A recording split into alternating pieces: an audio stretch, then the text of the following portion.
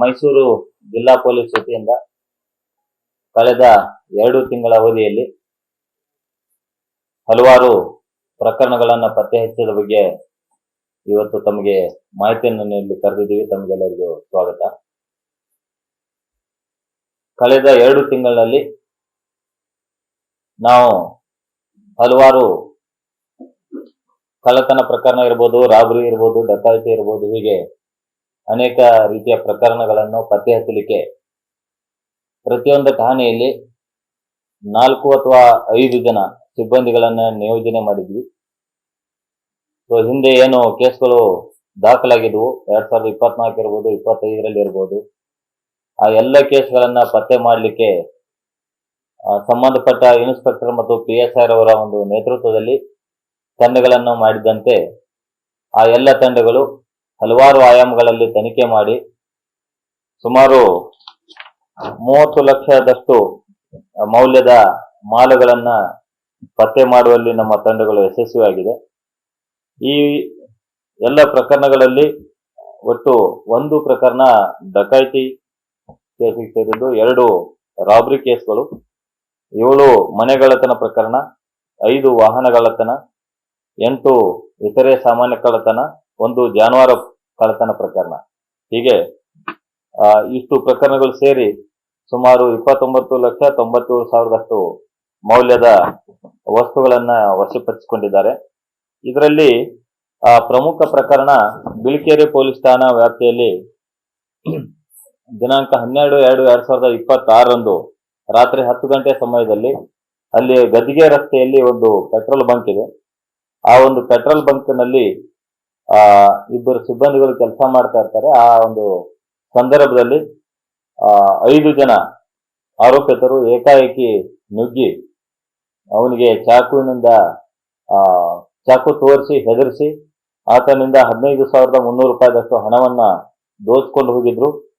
ಆ ಒಂದು ಪ್ರಕರಣವನ್ನು ನಾವು ಬಹಳ ಗಂಭೀರವಾಗಿ ತೆಗೆದುಕೊಂಡು ಪ್ರಕರಣ ಪತ್ತೆ ಮಾಡಲಿಕ್ಕೆ ಹಲವಾರು ಆಯಾಮಗಳಲ್ಲಿ ತನಿಖೆ ಮಾಡ್ತಾ ಇರುವಾಗ ನಮಗೆ ಮುಖ್ಯವಾಗಿ ಆ ಒಂದು ಪೆಟ್ರೋಲ್ ಬಂಕ್ ನಲ್ಲಿ ಸಿಕ್ಕ ಒಂದು ಪ್ರಮುಖ ಸಾಕ್ಷಿಯನ್ನು ಆಧರಿಸಿ ನೋಡಿದಾಗ 5 ಜನ ಆರೋಪಿತರು ಒಂದು ಸ್ಕೋಡಾ ಕಾರ್ನಲ್ಲಿ ಬಂದು ಈ ಒಂದು ಕೃತ್ಯ ಎಸಗಿರುವುದು ಕಂಡು ಬಂತು.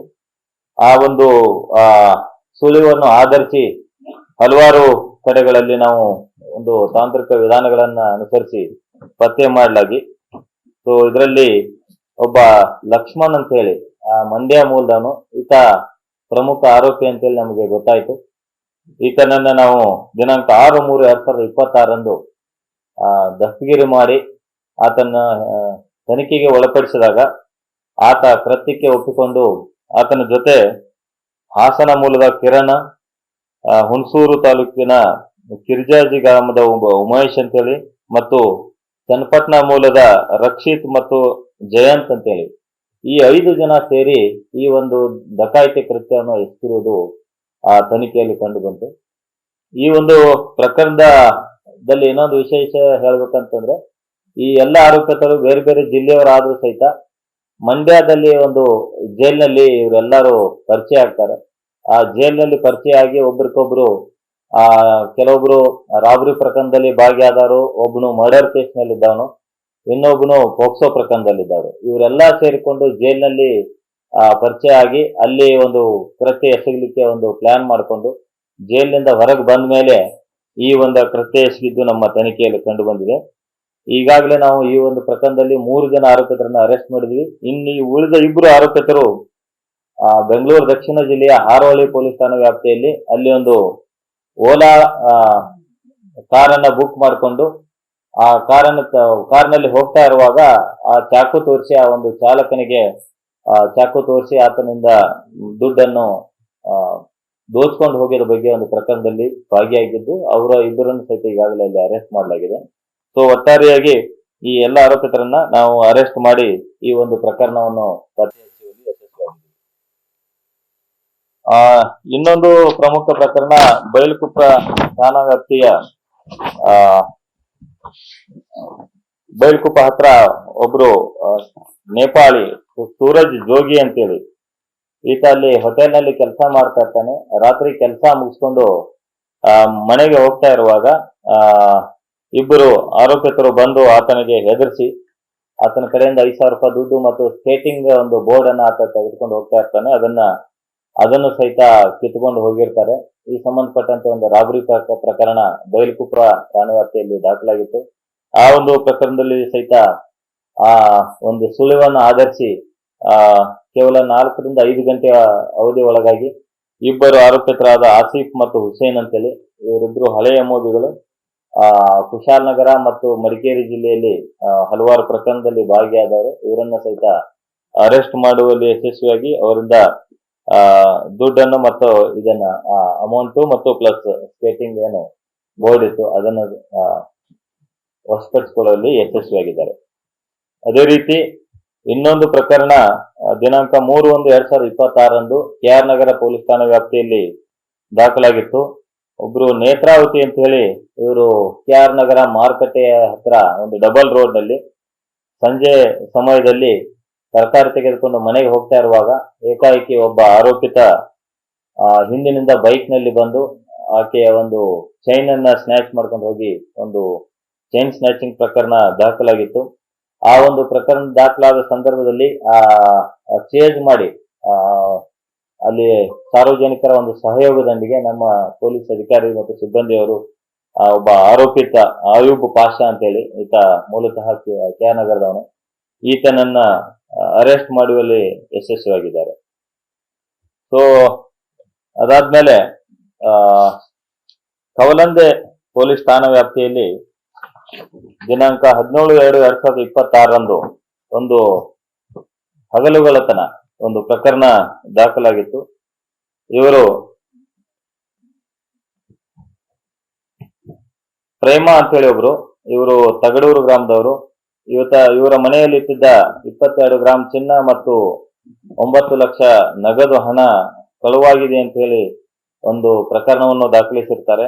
ಈ ಒಂದು ಪ್ರಕರಣ ಪತ್ತೆ ಹಚ್ಚುವಲ್ಲಿ ಅಲ್ಲಿ PSI ಮತ್ತು ಇತರ ಸಿಬ್ಬಂದಿಯವರು ಸತತವಾಗಿ ಆರೋಪಿತರ ಒಂದು ಮೂವ್ಮೆಂಟ್ ಅನ್ನ ಎಲ್ಲ ವಾಚ್ ಮಾಡಿ ಒಟ್ಟು ಇಬ್ಬರು ಆರೋಪಿತರು ರಾಜೀವ್ ಮತ್ತು ಅಭಿಷೇಕ್ ಅಂತೇಳಿ ಇವರನ್ನ ಅರೆಸ್ಟ್ ಮಾಡುವಲ್ಲಿ ಯಶಸ್ವಿಯಾಗಿದ್ದಾರೆ ಮತ್ತು ಅವರ ಕಡೆಯಿಂದ 2,28,000 ಹಣವನ್ನ ಮತ್ತು 22 ಗ್ರಾಂ ಚಿನ್ನವನ್ನ ಕಬಳಿಸುವಲ್ಲಿ ಅವರಿಂದ ವಶಪಡಿಸಿಕೊಳ್ಳುವಲ್ಲಿ ಯಶಸ್ವಿಯಾಗಿದ್ದಾರೆ. ಸೊ ಒಟ್ಟಾರೆಯಾಗಿ ಈ ಪ್ರಕರಣದ ಜೊತೆಗೆ ನಾವು ಕಳೆದ 2 ತಿಂಗಳಿನಲ್ಲಿ ವಿಶೇಷ ಕಾರ್ಯಾಚರಣೆ ಮಾಡುವ ಮೂಲಕ ಲಾಟರಿ ಪ್ರಕರಣಗಳು ಪ್ಲಸ್ NDPS ಏನು ಗಾಂಜಾ ಮತ್ತು ಡ್ರಗ್ಸ್ ಪ್ರಕರಣಗಳನ್ನ ಪತ್ತೆ ಹಚ್ಚುವಲ್ಲಿ ಸಹಿತ ನಮ್ಮ ಅಧಿಕಾರಿ ಮತ್ತು ಸಿಬ್ಬಂದಿಯವರು ಯಶಸ್ವಿಯಾಗಿದ್ದಾರೆ.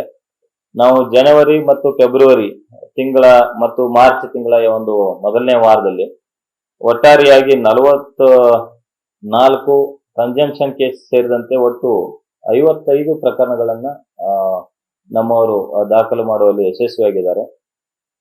ತಮಗೆಲ್ಲ ಗೊತ್ತಿದ್ದಂತೆ ಇತ್ತೀಚಿನ ದಿನಗಳಲ್ಲಿ ಮೈಸೂರು ಮತ್ತು ಸುತ್ತಮುತ್ತಲಿನ ಪ್ರದೇಶದಲ್ಲಿ ಗಾಂಜಾ ಸೇವನೆ ಇರ್ಬೋದು ಮತ್ತು ಮಾರಾಟ ಸಹಿತ ಇದೆ ಅಂತೇಳಿ ಹಲವಾರು ಮಾಹಿತಿಗಳು ಸಹಿತ ನಮಗೂ ಬಂದ ಆಧಾರದ ಮೇಲೆ ನಾವು ಈಗಾಗಲೇ ವಿಶೇಷ ಕಾರ್ಯಾಚರಣೆಯನ್ನ ಮುಂದುವರಿಸಿದ್ದೀವಿ.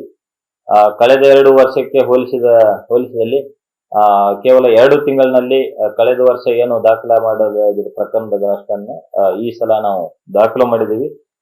ಈ ಒಂದು ಕಾರ್ಯಾಚರಣೆ ಸತತವಾಗಿ ನಡೀತಾ ಇದೆ. ಮುಂದಿನ ದಿನಗಳಲ್ಲಿ ಸಹಿತ ಯಾರೆಲ್ಲ ಈ ಒಂದು ಡ್ರಗ್ಸ್ ಸರಬರಾಜು ಮತ್ತು ಸೇವನೆ ಮಾಡ್ತಾರೆ ಅಂತವ್ರ ಮೇಲೆ ಕಟ್ಟುನಿಟ್ಟಿನ ಕ್ರಮ ತೆಗೆದುಕೊಳ್ಳಲಿಕ್ಕೆ ನಾವು ನಮ್ಮ ಅಧಿಕಾರಿ ಮತ್ತು ಸಿಬ್ಬಂದಿಯವರು ಸಿದ್ಧರಾಗಿದ್ದಾರೆ. ಇನ್ನು ನಮ್ಮ ಜಿಲ್ಲೆ ಕೇರಳ ರಾಜ್ಯಕ್ಕೆ ಹೊಂದಿಕೊಂಡಿದ್ರಿಂದ ಕೇರಳ ರಾಜ್ಯದಲ್ಲಿ ಲಾಟ್ರಿ ಒಂದು ನಡೀತಾ ಇದೆ. ಆ ಒಂದು ಲಾಟ್ರಿ ಇದನ್ನ ಇಲ್ಲಿ ನಮ್ಮ ಕರ್ನಾಟಕದ ಒಂದು ಮೈಸೂರು ಜಿಲ್ಲೆಯಲ್ಲಿ ಸಹಿತ ಅದನ್ನ ಮಾರಾಟ ಮಾಡ್ತಾ ಇದ್ರು. ಅಂತವರನ್ನು ಸಹಿತ ನಾವು ಪತ್ತೆ ಮಾಡಿ ಈ ವರ್ಷನೇ ಒಟ್ಟು 14 ಪ್ರಕರಣಗಳನ್ನು ಈಗಾಗಲೇ ನಾವು ಪತ್ತೆ ಮಾಡಿದ್ದೀವಿ. ಸಾಕಷ್ಟು ಪ್ರಕರಣಗಳನ್ನ ನಾವು ಪತ್ತೆ ಮಾಡಲಾಗಿ ನಮಗೆ ತಿಳಿದು ಬಂದಿದೆ ಏನಂತಂದ್ರೆ ಹಲವಾರು ಬಸ್ಗಳು ಏನು ಮೂವ್ಮೆಂಟ್ ಆಗ್ತವೆ ಕೇರಳ ಕಡೆಯಿಂದ ಕರ್ನಾಟಕ ಕಡೆ, ಆ ಒಂದು ಬಸ್ನಲ್ಲಿ ಅಲ್ಲಿ ಹೋಲ್ಸೇಲ್ ಆಗಿ ಪರ್ಚೇಸ್ ಮಾಡ್ಕೊಂಡ್ಬಂದು ಇಲ್ಲಿ ಮಾರಾಟ ಮಾಡ್ತಾ ಇರುವುದು ಕಂಡು ಬಂದಿದೆ. ಅದರಲ್ಲಿ ಇಬ್ಬರು ಆರೋಪಿತರು ಪದೇ ಪದೇ ಈ ಒಂದು ಪ್ರಕರಣದಲ್ಲಿ ಭಾಗಿಯಾಗ್ತಾ ಇರೋದು ಸಹಿತ ಕಂಡು ಬಂದಿದೆ. ಅವರ ಮೇಲೆ ಮುಂದಿನ ದಿನಗಳಲ್ಲಿ ಒಂದು ಕಟ್ಟುನಿಟ್ಟಿನ ಕ್ರಮವನ್ನು ಸಹಿತ ನಾವು ಕೈಗೊಳ್ಳಿಕ್ಕೆ ಸಿದ್ಧರಾಗಿದ್ದೀವಿ. ಹಾ, ಸೊ ಹುಣಸೂರು ಏನು ಡಕಾಯಿತಿ ಪ್ರಕರಣ ಕಳೆದ ವರ್ಷ ಡಿಸೆಂಬರ್ ತಿಂಗಳ 28ರಂದು ವರದಿಯಾಗಿತ್ತು. ಆ ಒಂದು ಪ್ರಕರಣ ವರದಿ ಆದ್ಮೇಲೆ ತಂಡಗಳನ್ನ ನಾವು ರಚನೆ ಮಾಡಿದ್ವಿ. ರಚನೆ ಮಾಡಿದ ಆಧಾರದ ಮೇಲೆ ಪ್ರಮುಖ ಇಬ್ಬರು ಆರೋಪಿತರು ಚೋಟು ಸಿಂಗ್ ಅಂತೇಳಿ ಮತ್ತು ಪಂಕಜ್ ಅಂತೇಳಿ ಈ ಇಬ್ಬರು ಆರೋಪಿತರನ್ನು ನಾವು ಈಗಾಗಲೇ ಅರೆಸ್ಟ್ ಮಾಡಿದ್ವಿ. ಅದರ ಜೊತೆಗೆ ಆ ಇಬ್ಬರು ಆರೋಪಿತರಿಂದ ಒಂದು ಹೆಚ್ಚಿನ ಮಾಹಿತಿ ಕಲೆ ಹಾಕಿದಾಗ ಒಟ್ಟು 11 ಜನ ಆರೋಪಿತರು ಈ ಒಂದು ಪ್ರಕರಣದಲ್ಲಿ ಭಾಗಿಯಾಗಿದ್ದ ಬಗ್ಗೆ ನಮಗೆ ಒಂದು ಮಾಹಿತಿ ಸಿಕ್ಕಿತ್ತು. ಆ 11 ಉಳಿದ 9 ಜನ ಆರೋಪಿತರ ಸಲುವಾಗಿ ನಾವು ನಮ್ಮ ತಂಡಗಳು 3 ತಂಡಗಳು ಬೇರೆ ಬೇರೆ ರಾಜ್ಯಗಳಲ್ಲಿ ಸಹಿತ ಹೋಗಿ ಎಲ್ಲ ರೀತಿಯಿಂದ ತನಿಖೆ ಮಾಡ್ತಾ ಇರುವಾಗ ಮತ್ತು ಅಲ್ಲಿ ಒಂದು ಬಿಹಾರ ರಾಜ್ಯದ STF ಪೊಲೀಸರ ಒಂದು ಸಹಯೋಗದೊಂದಿಗೆ ಮತ್ತಿಬ್ಬರು ಆರೋಪಿತರನ್ನು ನಾವು ಕಳೆದ ಒಂದು 15 ದಿನದಲ್ಲಿ ನಾವು ಅರೆಸ್ಟ್ ಮಾಡುವಲ್ಲಿ ಯಶಸ್ವಿಯಾದ್ವಿ. ಅದರಲ್ಲಿ ಒಬ್ಬನು ಮೊಹಮ್ಮದ್ ಅರ್ಮಾನ್ ಅಂತೇಳಿ, ಇನ್ನೊಬ್ಬನು ಸೋನು ಸಿಂಗ್ ಅಂತೇಳಿ. ಸೊ ಈ ಇಬ್ಬರು ಆರೋಪಿತರು ಸಹಿತ ಈ ಒಂದು ಪ್ರಕರಣದ ಒಂದು ಪ್ಲಾನಿಂಗ್ ಸ್ಟೇಜ್ ನಲ್ಲಿ ಇದ್ರು ಅಂತ ಹೇಳಿ ಆ ಒಂದು ಆಧಾರದ ಮೇಲೆ ಅವರನ್ನು ಸಹಿತ ನಾವು ಅರೆಸ್ಟ್ ಮಾಡಿದೀವಿ. ಒಟ್ಟಾರೆಯಾಗಿ 11 ಜನರ ಪೈಕಿ 4 ಜನ ಆರೋಪಿತರ ಒಂದು ಅರೆಸ್ಟ್ ಆಗಿದೆ. ಕೃತ್ಯಕ್ಕೆ ಏನು 5 ಜನ ಬಂದಿದ್ರೆ 5ರಲ್ಲಿ ಒಬ್ಬ ಆರೋಪಿತರಿಂದ ಈಗಾಗಲೇ ಅರೆಸ್ಟ್ ಆಗಿದೆ. ಇನ್ನು ಉಳಿದ 4 ಜನ ಆರೋಪಿತರು ಪ್ಲಸ್ ಇತರೆ ಇನ್ನು ಇಬ್ಬರು ಒಟ್ಟು 7 ಜನ ಆರೋಪಿತರ ಒಂದು ಪತ್ತೆ ಆಗುವುದು ಇನ್ನು ಬಾಕಿ ಇದೆ. ಮುಖ್ಯವಾಗಿ ಈ ಒಂದು ಪ್ರಕರಣದಲ್ಲಿ ಸುಮಾರು 8 kg ಅಷ್ಟು ಏನು ಗೋಲ್ಡ್ ಅನ್ನ ತೆಗೆದುಕೊಂಡು ಹೋಗಿದ್ರು, ದೋಚ್ಕೊಂಡು ಹೋಗಿದ್ರು. ಆ ಒಂದು ಪ್ರಕರಣದ ಆ ಒಂದು ಗೋಲ್ಡ್ ಅನ್ನ ರಿಕವರಿ ಮಾಡುವುದು ನಮಗೀಗ ಸವಾಲಾಗಿದೆ. ಅದನ್ನು ಸಹಿತ ಏನು ಇಬ್ಬರು ಪ್ರಮುಖ ಆರೋಪಿ ಅಂತ ನಾವು ಈಗಾಗಲೇ ಐಡೆಂಟಿಫೈ ಮಾಡಿದ್ವಿ. ಆ ಇಬ್ಬರು ಆರೋಪಿಗಳನ್ನ ನಾವು ಅರೆಸ್ಟ್ ಮಾಡಿದಾಗ ಆ ಒಂದು ಏನು ಗೋಲ್ಡ್ ಐಟಮ್ಸ್ ಇದಾವೆ ಅದನ್ನ ರಿಕವರಿ ಮಾಡಲಿಕ್ಕೆ ಸಾಧ್ಯ ಆಗ್ತದೆ. ಆ ಒಂದು ನಿಟ್ಟಿನಲ್ಲಿ ನಮ್ಮ ತಂಡಗಳು ಸತತವಾದ ಒಂದು ಪ್ರಯತ್ನ ಮಾಡ್ತಾ ಇದ್ದಾರೆ, ಕಾರ್ಯಾಚರಣೆ ಮಾಡ್ತಾ ಇದ್ದಾರೆ. ನಮ್ಮ ತಂಡಗಳು ಹಲವಾರು ಬಾರಿ ಬೇರೆ ಬೇರೆ ರಾಜ್ಯಗಳಿಗೆ ಭೇಟಿ ನೀಡಿ ಅಲ್ಲಿ ಒಂದು ಹೆಚ್ಚಿನ ಮಾಹಿತಿಯನ್ನ ಕಲೆ ಹಾಕ್ತಾ ಇದ್ದಾರೆ. ಈಗಾಗಲೇ ಇದರಲ್ಲಿ ಒಬ್ಬ ಆರೋಪಿತನ ಜೊತೆ ಇದ್ದ ಇನ್ನೊಬ್ಬ ಆರೋಪಿತನನ್ನ ಒರಿಸ್ಸಾ ರಾಜ್ಯದ ಕಟಕ್ನವರು ಏನು ಒಂದು ಜೈಲಿನಿಂದ ಎಸ್ಕೇಪ್ ಆಗಿ ಬಂದಿದ್ರು ಇಬ್ಬರು ಆರೋಪಿತರು. ಅದರಲ್ಲಿ ಒಬ್ಬ ಆರೋಪಿಯನ್ನು ಒರಿಸ್ಸಾ ರಾಜ್ಯದ ಕಟಕ್ನಲ್ಲಿ ಅರೆಸ್ಟ್ ಮಾಡಲಾಗಿದೆ. ಸೊ ಈ ಅಂತಾರಾಜ್ಯ ಏನು ಕಳ್ಳರ ಒಂದು ಗ್ಯಾಂಗ್ ಇದೆ, ಇದನ್ನು ಪತ್ತೆ ಮಾಡಲಿಕ್ಕೆ ಕರ್ನಾಟಕ ಪೊಲೀಸು, ಆಂಧ್ರ, ಒರಿಸ್ಸಾ ಮತ್ತು ಬಿಹಾರ ಹೀಗೆ ಎಲ್ಲಾ ರಾಜ್ಯಗಳ ತಂಡಗಳು ಸತತವಾಗಿ ಒಂದು ತಪಾಸಣೆಯನ್ನು ಮಾಡ್ತಾ ಇದ್ದಾರೆ. ಆದಷ್ಟು ಬೇಗ ಉಳಿದ ಆರೋಪಿತರ ಪತ್ತೆ ಮಾಡೋದು ಮತ್ತು ಏನು ಕಳ್ಳತನವಾದ ಏನು ಗೋಲ್ಡ್ ಐಟಮ್ಸ್ ಇದಾವೆ ಅದನ್ನು ಸಹಿತ ಪತ್ತೆ ಮಾಡುವ ನಿಟ್ಟಿನಲ್ಲಿ ನಮ್ಮ ಕಾರ್ಯಾಚರಣೆ ಮುಂದುವರೆದಿದೆ. ಇಲ್ಲ, ಅದು ಕೆಲವೊಬ್ರು ಹೇಳ್ತಾರೆ, ಬಟ್ ಅದಕ್ಕೆ ಸಂಬಂಧಪಟ್ಟಂತೆ ಅಧಿಕೃತವಾಗಿ ಇಲ್ಲೇ ಬಚ್ಚಿಟ್ಟಿದ್ದಾರೆ ಅಥವಾ ಇಲ್ಲೇ ಸೇಲ್ ಮಾಡಿದ್ದಾರೆ ಅಂತೇಳಿ ಯಾವ್ದು ಮಾಹಿತಿ ಏನೂ ಸಿಕ್ಕಿಲ್ಲ. ಇಲ್ಲ, ಏನು ಅವ್ರ ಕಡೆ ಇತ್ತು ಏನೋ ಒಂದು 60 ಗ್ರಾಮ್ ಅಷ್ಟು ಮಾತ್ರ ರಿಕವರಿ. ಏನು ಇಲ್ಲಿ ಇಲ್ಲಿಂದ ಏನು ಕಳ್ಳತನ ಆಗಿ ಹೋಗಿದ್ದು ಮಾಲ್ ಏನಿದೆ ಅದು ಇನ್ನೂ ಪತ್ತೆ ಆಗಿಲ್ಲ, ಅದು ಆಗ್ಬೇಕಾಗಿದೆ. ಒಬ್ಬ ಸಿಕ್ಕಿದ್ದಾನೆ, ಹೌದು. ಇಲ್ಲ, ಆತನ ಹತ್ರ ಏನೋ ಜೊತೆಗೆ ಏನಿತ್ತು ಸಣ್ಣ ಪುಟ್ಟ 10 ಗ್ರಾಮ್ 20 ಗ್ರಾಮ್ ಮಾತ್ರ ಸಿಕ್ಕಿದೆ. ಆದ್ರೆ ಇಲ್ಲಿಂದ ಏನ್ ದೋಚ್ಕೊಂಡು ಹೋದ್ರಲ್ಲ ಆ ಮಟೀರಿಯಲ್ ಅನ್ನ ಇಬ್ರು ಆರೋಪಿತರು ತೆಗೆದುಕೊಂಡು ಹೋಗಿರ್ತಾರೆ. ಸೊ ಆ ಇಬ್ರು ಆರೋಪಿತರು ಇನ್ನೂ ಸಿಕ್ಕಿಲ್ಲ. ಅಂದ್ರೆ ಸ್ಪ್ಲಿಟ್ ಆಗ್ತಾರೆ. 5 ಜನದ ಏನು ಟೀಮ್ ಬರ್ತದೆ, 5 ಜನ ಆರೋಪಿತರು ಬಂದು ಏನೋ ಒಂದು ಕೃತ್ಯ ಎಸಗ್ತಾರೆ. ಕೃತ್ಯ ಎಸಗಿ ಹೋದ್ಮೇಲೆ 2 ಸ್ಪ್ಲಿಟ್ ಆಗ್ತದೆ. ಇಬ್ರು ಒಂದ್ ಕಡೆ ಹೋಗ್ತಾರೆ, ಇನ್ನು 3 ಜನ ಒಂದ್ ಕಡೆ ಹೋಗ್ತಾರೆ. ಇಬ್ರು ಏನು ಹೋಗ್ತಾರೆ, ಅವರು ಎಲ್ಲ ಗೋಲ್ಡ್ ಅನ್ನು ತೆಗೆದುಕೊಂಡು ಹೋಗಿರ್ತಾರೆ. ಸೊ ಈ 3ರಲ್ಲಿ ಒಬ್ಬರನ್ನ ನಾವು ಅರೆಸ್ಟ್ ಮಾಡಿದ್ವಿ, ಇಬ್ಬರಲ್ಲಿ ಒಬ್ರು ಏನೂ ಸಿಕ್ಕಿಲ್ಲ. ಐಡೆಂಟಿಫೈ ಆಗಿದ್ದಾರೆ, ಎಲ್ಲ 11 ಜನ ಆರೋಪಿತರು ಐಡೆಂಟಿಫೈ ಆಗಿದ್ದಾರೆ. ಸೊ ಪ್ರತಿಯೊಬ್ಬರು ಐಡೆಂಟಿಫೈ ಆಗಿದ್ದಾರೆ. ಇದರಲ್ಲಿ ಒಬ್ರು ಮಾತ್ರ ಆಂಧ್ರ ಸೇರಿದವರು, ಬಿಟ್ರೆ ಉಳಿದವರೆಲ್ಲ ಬಿಹಾರ್ ರಾಜ್ಯದವರು. ಸೊ ಹೀಗಾಗಿ ಏನು ಪ್ಲಾನಿಂಗ್ ಸ್ಟೇಜ್ ನಲ್ಲಿ ಏನು ಒಬ್ಬ ಆರೋಪಿತ ಇದ್ದ ಆತ ಮತ್ತು ಏನು ಗೋಲ್ಡ್ ತೆಗೆದುಕೊಂಡು ಹೋದ್ರು. ಇವರು 3 ಜನದ ಪತ್ತೆ ಆಗೋದು ಬಹಳ ಇಂಪಾರ್ಟೆಂಟ್ ಆಗಿದೆ. ಯಾಕಂದ್ರೆ ಅವ್ರು 3 ಜನ ಸಿಕ್ಕರೆ ಎಲ್ಲಿಂದ ತೆಗೆದುಕೊಂಡು ಹೋದ ಆಭರಣ ಎಲ್ಲಿ ಬಚ್ಚಿಟ್ರು ಅಥವಾ ಯಾರಿಗೆ ಸೇಲ್ ಮಾಡಿದ್ರು ಅನ್ನೋದ್ರ ಬಗ್ಗೆ ಒಂದು ಹೆಚ್ಚಿನ ಮಾಹಿತಿ ಸಿಗ್ತದೆ. ಕೆಲವೊಂದು ಮಾಹಿತಿಯನ್ನ ನಾವು ಈಗಾಗಲೇ ಕಲೆ ಹಾಕಿದೀವಿ. ಆದ್ರೆ ಉಳಿದ ಮಾಹಿತಿ ಏನಿದೆ ಇನ್ನು ಅವರನ್ನ ಪತ್ತೆ ಮಾಡಬೇಕಾದ ಒಂದು ಕೆಲವೊಂದು ಸುಳಿವನ್ನ ಸಹಿತ ನಾವು ತೆಗೆದುಕೊಂಡಿದ್ದೀವಿ. ಆದಷ್ಟು ಬೇಗ ಉಳಿದ ಆರೋಪಿತರನ್ನ ಪತ್ತೆ ಮಾಡಲಿಕ್ಕೆ ಎಲ್ಲ ಒಂದು ಕ್ರಮವನ್ನು ಸಹಿತ ನಾವು ತೆಗೆದುಕೊಂಡಿದ್ದೀವಿ. ಏನು ಇಲ್ಲ, ಮೊಬೈಲ್ ಫೋನ್ ಯೂಸ್ ಮಾಡಿದ್ದಾರೆ, ಬಟ್ ನಾರ್ಮಲ್ ಕಾಲ್ಸ್ ಯೂಸ್ ಮಾಡಿಲ್ಲ. ಬೇರೆ ಬೇರೆ VPN ಮೂಲಕ ಅಥವಾ ಇತರೆ ವೈಫೈ ಮೂಲಕ ಬೇರೆ ಬೇರೆ ಸಾರ್ವಜನಿಕ ಸ್ಥಳಗಳಲ್ಲಿ ಇರುವ ಫ್ರೀ ವೈಫೈ ಏನು ಇರ್ತದೆ ಅಂತಹದನ್ನ ಬಳಸುವುದ್ರ ಮೂಲಕ ಯಾವುದೇ ಒಂದು ಐಡೆಂಟಿಟಿ ಸಿಗದ ರೀತಿಯಲ್ಲಿ ಅವರು ಒಂದು ಕೃತ್ಯ ಎಸಗಿದ್ದಾರೆ. ಇಲ್ಲ, ನಾ ಹಿಂದೆನೂ ಸಹಿತ ಒಂದು ಪ್ರೆಸ್ ಮೀಟ್ ಮಾಡೋರು ಹೇಳಿದ್ದೆ. ಅವರು ಈ ಒಂದು ಏರಿಯಾಕ್ಕೆ ಬಂದು ಒಂದು 4-5 ದಿನ ವೇಟ್ ಮಾಡಿದ್ದಾರೆ. ಪಿರಿಯಾಪಟ್ಟಣ, ಹುಣಸೂರು, ಚನ್ನರಾಯಪಟ್ಟಣ, ಹೊಳೆ ನರಸೀಪುರ, ಸಾಲಿಗ್ರಾಮ ಆ ಭಾಗದಲ್ಲಿ ಓಡಾಡಿದ್ದಾರೆ. ಸೊ ಆ ಭಾಗದಲ್ಲಿ ಓಡಾಡಿ ಪಿರಿಯಾಪಟ್ಟಣದಲ್ಲಿ ಒಂದು ಮತ್ತು ಹುಣಸೂರದಲ್ಲಿ ಒಂದು 2 ಪ್ಲೇಸ್ ಅನ್ನು ಐಡೆಂಟಿಫೈ ಮಾಡ್ತಾರೆ. ಅದಾದ್ಮೇಲೆ ಪಿರಿಯಾಪಟ್ಟಣದಲ್ಲಿ ಆವಾಗ ಒಂದು ಹನುಮ ಜಯಂತಿ ಒಂದು ಕಾರ್ಯಕ್ರಮ ಇದ್ದಿದ್ರಿಂದ ರಾತ್ರಿ ಎಲ್ಲ ಬ್ಯಾನರ್ ಹಾಕೋದು ಮೂವ್ಮೆಂಟ್ ಬಹಳ ಇರ್ತದೆ.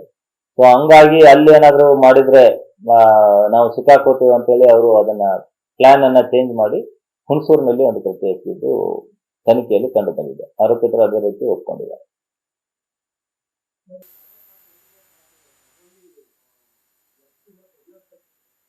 ಇಲ್ಲ, ಪೆಡ್ಲರ್ಸ್ಗಳು ಸುಮಾರು ಒಂದು 11 ಪ್ರಕರಣ ಏನಿದೆ, 44 ಇದ್ದಿದ್ದು ಅದು ಕನ್ಸಂಪ್ಷನ್ ಕೇಸ್ಗಳು, ಸೇವನೆ ಮಾಡೋರು. ಸೊ 11 ಪ್ರಕರಣದಲ್ಲಿ ಸುಮಾರು 15ಕ್ಕಿಂತ ಹೆಚ್ಚಿಗೆ ಆರೋಪಿತರಿದ್ದಾರೆ. 15ರಷ್ಟು ಆರೋಪಿತರು ಇದ್ದಾರೆ, ಅವರು ಪೆಡ್ಲರ್ಗಳು.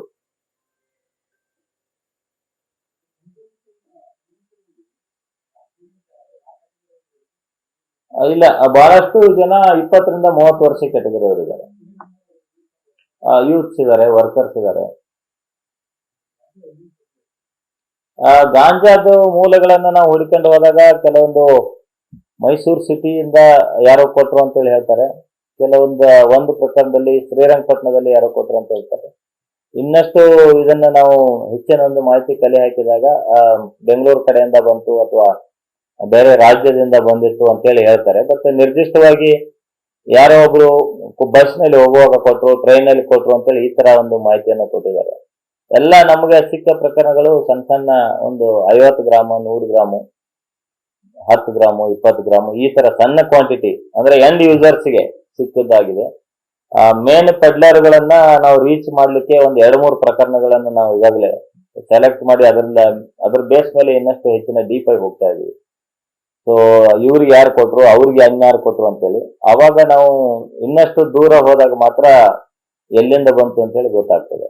ಸೊ ಎಂಡ್ ಯೂಸರ್ಸ್ಗೆ ಏನು ಡಿಸ್ಟ್ರಿಬ್ಯೂಟ್ ಆಗ್ತದೆ 10 ಗ್ರಾಮ್, 20 ಗ್ರಾಮ್, 30 ಗ್ರಾಮ್ ಅಂತೇಳಿ ಈ ತರದ್ದು ಮಾತ್ರ ಸಿಕ್ಕಿದೆ. ಹಾ, ಇಲ್ಲ, ನಮ್ಮಲ್ಲಿ ಕಲ್ಟಿವೇಶನ್ ಇದರಲ್ಲಿ ಯಾವ ಪ್ರಕರಣ ದಾಖಲಾಗಿಲ್ಲ. ನಮ್ಮಲ್ಲಿ ಒಂದು ಮಾತ್ರ ಪ್ರಕರಣದಲ್ಲಿ ಒಂದು 4-5 ಗಿಡ ಇದ್ದದ್ದು ಒಂದು ಪ್ರಕರಣ ಸಿಕ್ಕಿದ್ಬಿಟ್ರೆ ನಮ್ಮಲ್ಲಿ ಕಲ್ಟಿವೇಶನ್ ಇಲ್ಲ. ಆದ್ರೆ ಬೇರೆ ಕೇರಳ ಇರ್ಬೋದು ಅಥವಾ ಚಾಮರಾಜನಗರ ಕಡೆ ಫಾರೆಸ್ಟ್ ನಲ್ಲಿ ಕೆಲವೊಂದು ಕಡೆ ಬೆಳೀತಾರೆ ಅಂತೇಳಿ ಒಂದು ಮಾಹಿತಿ ಇದೆ. ಸೊ ಅಲ್ಲಿ ಸಾಕಷ್ಟು ಪ್ರಕರಣಗಳು ಕೊಡಗು ಜಿಲ್ಲೆಯಲ್ಲಿ ಆಗಿದೆ, ಚಾಮರಾಜನಗರ ಜಿಲ್ಲೆಯಲ್ಲಿ ಸಹಿತ ಆಗಿದೆ. ನಮ್ಮ ಜಿಲ್ಲೆಯಲ್ಲಿ ಕಲ್ಟಿವೇಶನ್ ಬಗ್ಗೆ ಅಂತ ಒಂದು ಗ್ರೋವಿಂಗ್ ಏರಿಯಾ ಆ ತರದ್ದು ಯಾವುದೂ ಇಲ್ಲ.